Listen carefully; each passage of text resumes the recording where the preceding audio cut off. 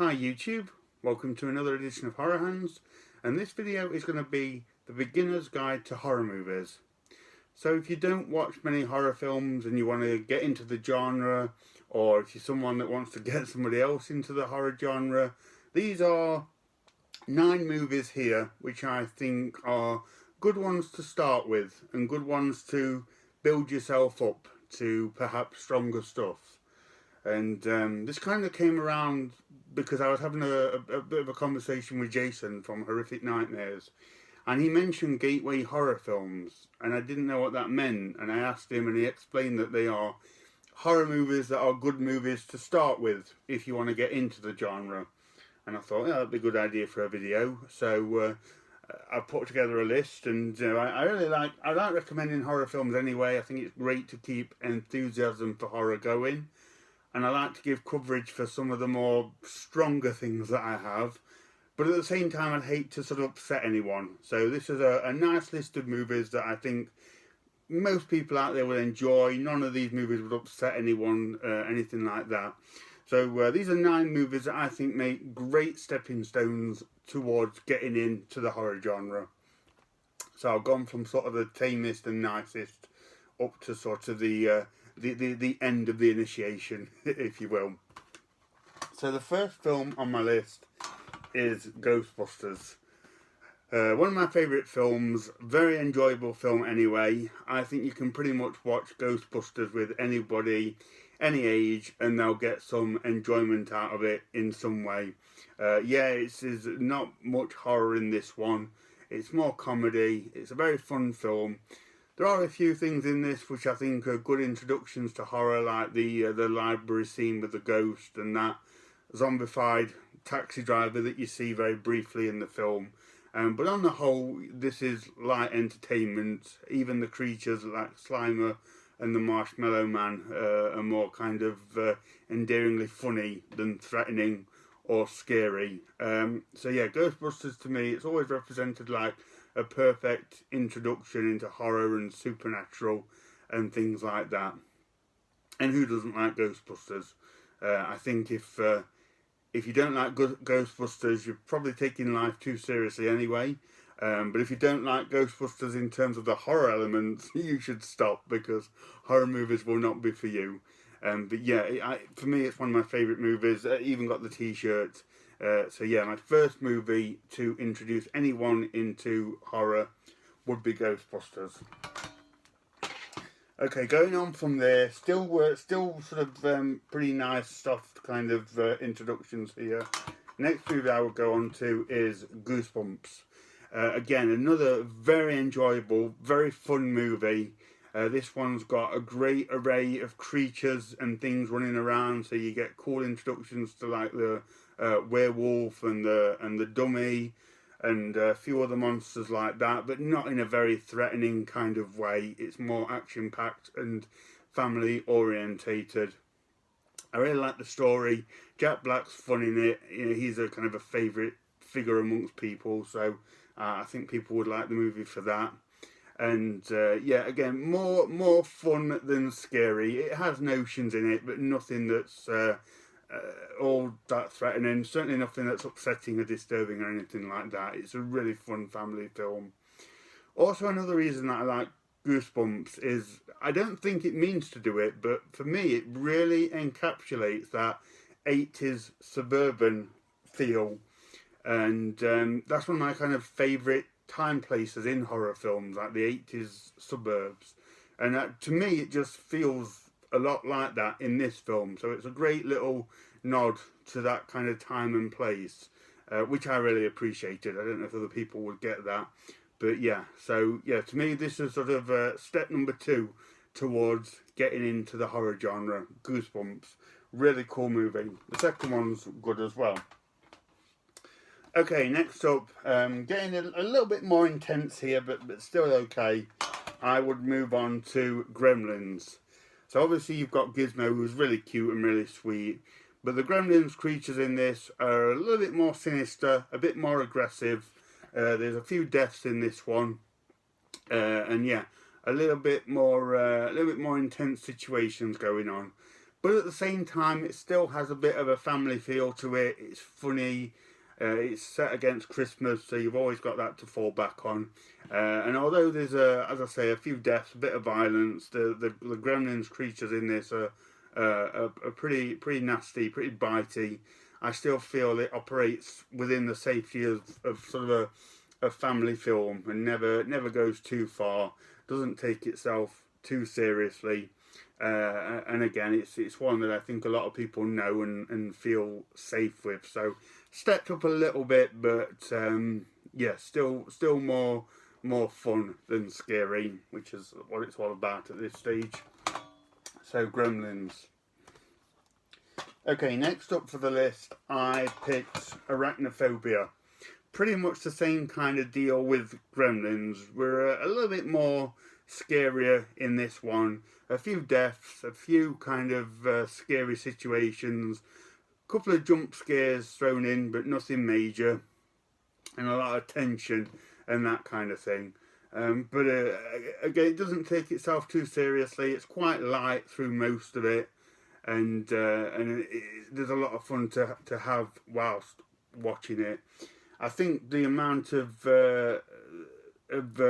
how scary you find this movie will be how you feel about spiders and tarantulas. Anyway, if you're terrified of spiders, maybe don't go for this one. But on the whole, this one kind of sits relatively low on the scary, horrible side of things, and it's a fun film. So, Arachnophobia.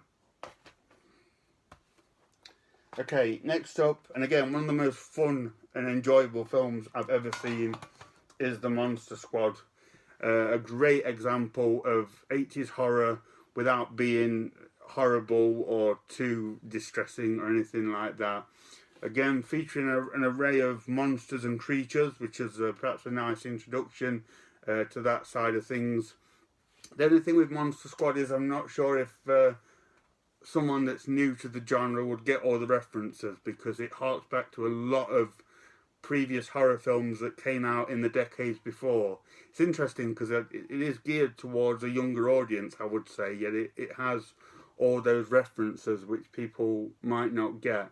But this is, as I say, a hugely enjoyable film. It's got some really cool moments in it, some great makeup, some great action scenes, and is a good example of horror being kind of fun and energetic rather than horrible and hard to get through. So yeah, The Monster Squad is one that kind of immediately comes to mind if you know, I think what would get people into horror movies. Okay, so next up on this list, I picked the 1930s Frankenstein, because I think that people should sort of see these older vintage horror films. They should see what they like, see what they did back then. And these, to me, like these Universal monsters, I think Frankenstein's probably the most iconic one for me. And these represented the earliest iconic horror films. Like there were horror films before this, but the Universal monsters, in my mind, make up like the pillar of the horror genre, and I think you should see them mainly for that reason. But also Frankenstein, it's kind of creepy and gothic, but it's a very beautiful film, and it elicits a lot of interesting feelings like sympathy and that for the creature, which, you know, I guess some people might not realise horror can always do. It's not just mindless killing and slashing. There are some wonderful stories within horror and some sort of moral standpoints which are explored in a number of movies, including Frankenstein, and sort of man creating life and the consequences of that. It can get quite deep, and I like it when horror films explore that and do it to the level that Frankenstein did. So yeah, I think everyone that wants to get into horror should at least give the older black and white movies some time and see what they did and how they did it, and sort of keep these alive and still going. So yeah, Frankenstein, that one is next on the list. Okay, next up, I've gone for the original The Fly from the 50s. So the 1950s for me is one of the most iconic and fun times in horror films. I love that like atomic focus and sciencey focus that they had. The creature features that they made in the 50s, like the giant bug movies, are just wonderful. And I love visiting that kind of sort of innocent 50s world that they had back then, like the white picket fence and things like that. I do like going back to that decade. And I thought The Fly was a great representation of that time and decade. It's not my favourite horror film from the 50s, but I think it's a good example. It does have the sciencey aspect that a lot of them had, like a guy working in the lab, somewhat of like a giant killer bug, which was very popular back then, and science gone wrong. You've got Vincent Price in this, which is a nice introduction to seeing him as an actor.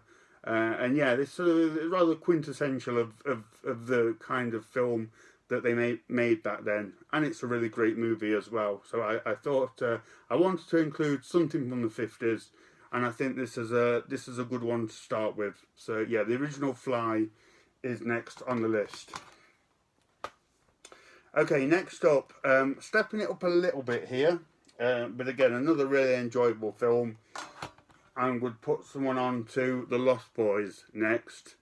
So, getting a bit more intense, but I wouldn't say there's anything in The Lost Boys which is overly scary or upsetting or anything like that. It's a really cool film. I think it's a great example of showing how hip and cool horror could be. And again, not necessarily just mindless killing and horrible situations. It's a really cool film with some amazing characters. Great story as well. A little bit of kind of vampire violence, but it's really more the characters and the situations that make this such an enjoyable film. And everything like the music and everything like that, it's just a very, very enjoyable movie. One of the first horror films that I saw myself. And yeah, an example that they can just be like really great, cool, enjoyable movies. I'm not explaining that very well, but yeah, The Lost Boys is definitely one that I would put somebody onto early on if they were getting into horror films. And like I say, it's nice because it's not going to scare anyone off or upset anyone. So that's that. Now the last movie on the list, I think you can end it with this one. A bit more scarier, a bit more intense, but you know that's where you're at this stage, and that is Poltergeist, which is a frightening film. It's got some creepy moments to it, but I think you know when you're starting to build yourself up, this is a good one to go for. It's still got kind of like that kind of Steven Spielberg safety blanket. It's got elements of a family film. Nice suburban location, nothing like offensive or gory or overly violent, just more suggestive, supernatural scariness. And I think this is a good, as Jason said, a good gateway horror film. If you can't handle the scares of Poltergeist, you know, probably don't go any further. But you know, if you like this, then yeah, then you know maybe ready for something a bit more stronger. And again, it's a great film. It's a really well-made and well-put-together film. It looks great. And again, it's just an example that horror's not always sort of dirty and grimy or anything like that. It can be like actually good, well-made, good-looking movies as well, which aren't just going to unnecessarily upset you. So yeah, so that is, for me, 9 stepping stone horror movies to getting into the genre. Let me know what you think about that. Let me know what horror films you started with. I mean, I personally went straight into the deep end and was watching Lucio Fulci as a kid. But let me know what you think. Let me know what you started watching, and if you would include any other movies if you were trying to build somebody up into the genre. I'd be really interested to know. So thank you very much for watching, and stay tuned for more videos.